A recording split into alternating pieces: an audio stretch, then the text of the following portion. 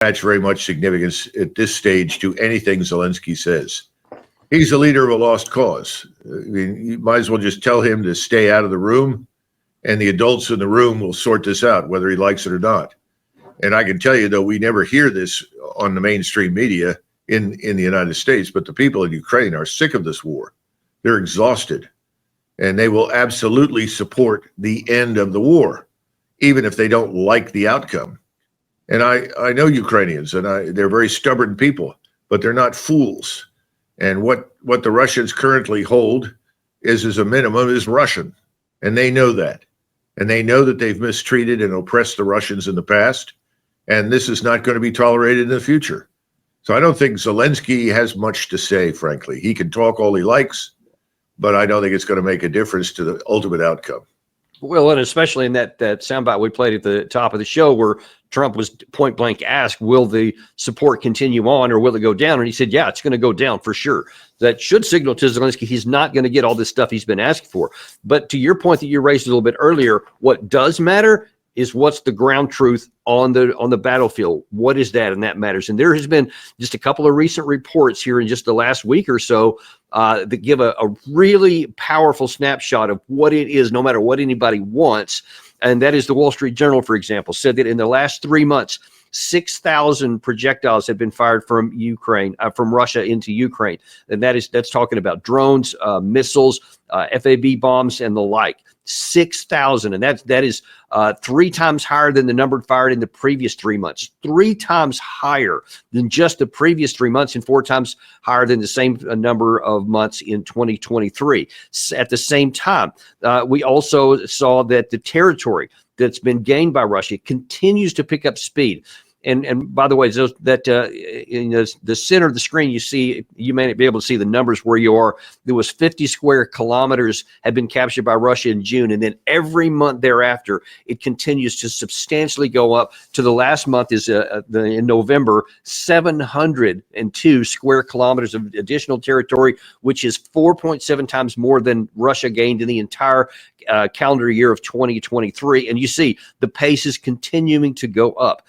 Then you add on top of that the 100,000 desertions on the Ukraine side, the difficulty they're having manning, just even bringing more people in. And you just see everywhere you look, there is no basis for anyone to even have fantasies like Zelensky is having here, or any in the West for that matter. How do you account for such a dramatic contradiction between what is physically evident and the words coming out of so many people's mouths?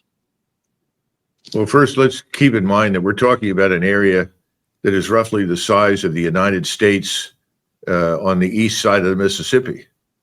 Or you're talking about armies marching across all the southern states and all the way up to Ohio and Kentucky and eventually up into Pennsylvania. This is an enormous area.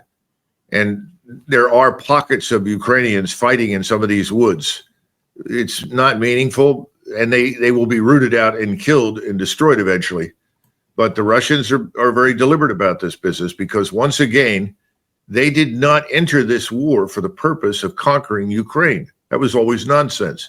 They were never interested, and they're not interested in that now. They certainly do not want to have to govern and administer millions of Ukrainians. That's the last thing they want to do. The only people that they want inside Russia are people that want to be there.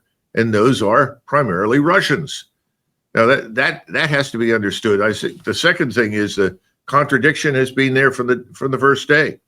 All we have to do is roll back to February and March of 2022 and listen to everybody tell us the Ukrainians are winning, the Russians are incompetent, and they can't do anything.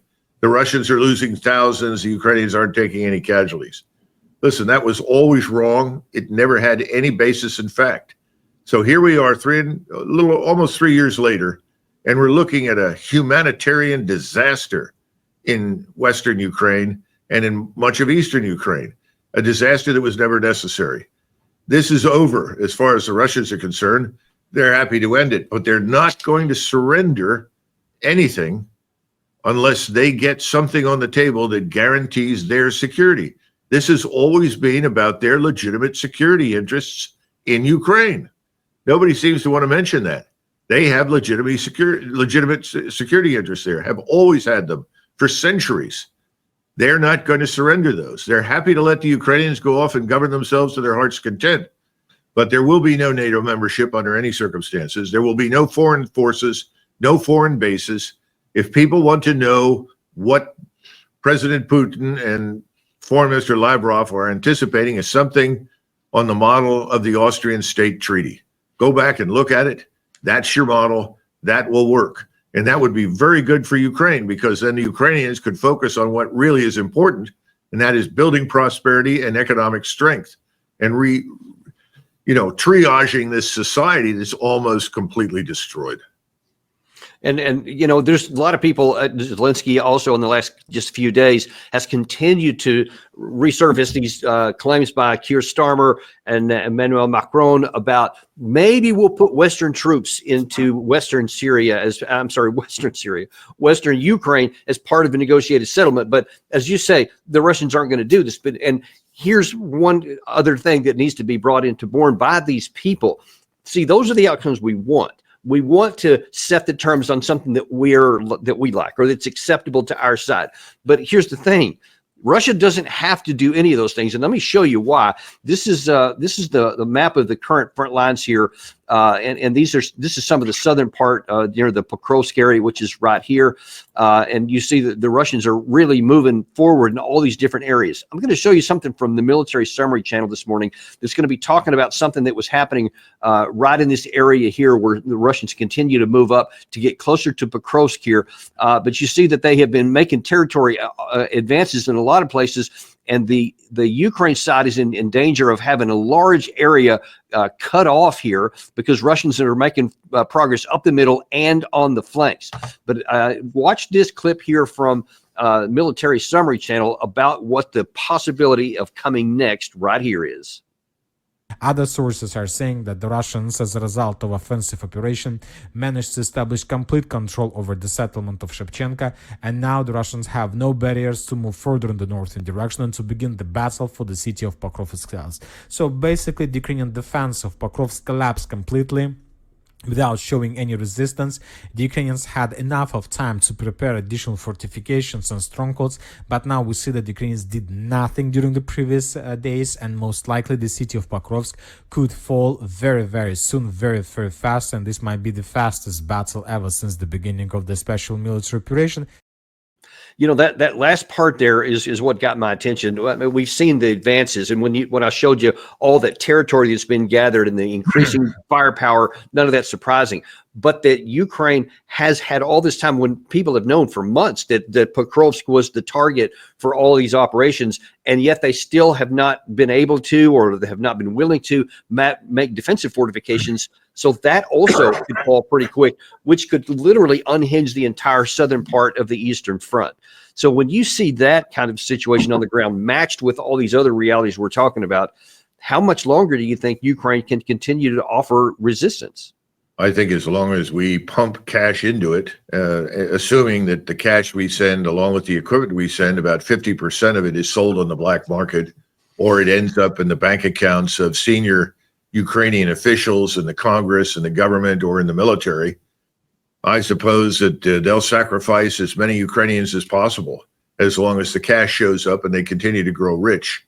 The first time that I think you would see a readiness to call an immediate halt is when the Russians are standing on the Dnieper River and decide to cross it and make a move directly on Kiev. That's the point at which the crooks are running this thing. And they are crooks, Dan. You look at somebody like Zelensky, who was a sort of a cheap comedian, a third-rate actor who's built up into something he never was, and then plays this role of national leader who's not even Ukrainian, for God's sakes. This whole thing is absurd. That is going to go on as long as the cash is there to pay for it, and as long as he has and his friends have security. And a lot of that security is provided by the West, specifically by the British, and to a lesser extent, us. So this sort of comic opera is going to continue unless what I just described happens. It's tragic for the people of Ukraine. They didn't sign up for this. They were not consulted on this. If we go back to the election that Zelensky won, this man from nowhere who was put up as a candidate, he told everyone that he was going to talk to the Russians to put an end to this, that he was going to negotiate with them. There's no reason for any war. And that's one of the reasons he had overwhelming support. People all wanted no war. Well, they still do. Now they've lost most of the manhood of Ukraine in this pointless struggle for nothing. And the people at the top are just gotten richer and richer and richer. These are nothing but criminals. This is an organized crime state. We've got to come to terms with that reality and stop pretending otherwise. And I think President Trump will very quickly come to this conclusion without a whole hell of a lot of help. And I think he may have come to that kind of conclusion with Zelensky for the very reasons that you're telling me. Zelensky is a joke. He's an empty suit. He babbles, and he should be thrown out of the room. And this war should be ended. I think Donald Trump understands that. I think he'll do it, but he can't do it alone. He's got to host a conference that involves the key states that are on Russia's borders. And that includes Germany, by the way. The Germans have to be part of this. They must be part of the end the war caucus, if you will. That includes Poland, Lithuania, Latvia, Estonia, Slovakia, Hungary, and Romania. They've all got to be present. They've all got to sign up for an end to this and for the neutrality of Ukraine. And he can do this.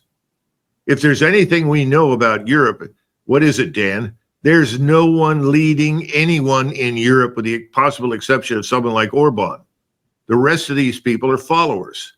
And I guess you have to point to someone like Starmer as an outlier because he thinks he's safe sitting on that island, punishing his own population and hurling rocks at the Russians. I don't think he is, and I think you ought to shut up. But that's his position. He thinks he can do anything. This has got to end. And I think President Trump is the man to do it. But he's got to pursue this differently from what most people have anticipated. This is not an imposition by Washington. He has to be someone who herds the cats into the room and comes up with this agreement based on what he says. And he's got to say, this must be neutral. You know, that is the critical point.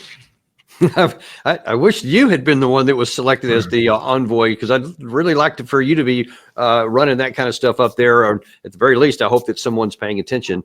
Well, remember, President Trump will make the decisions, and stop wasting time listening to others that are on the staff. He will make the statements. He will make the points. And when he does, listen carefully, because I think he is a very reasonable man, and he is a realist. He is not in fantasy. He's not living on Fantasy Island like most of the Hill.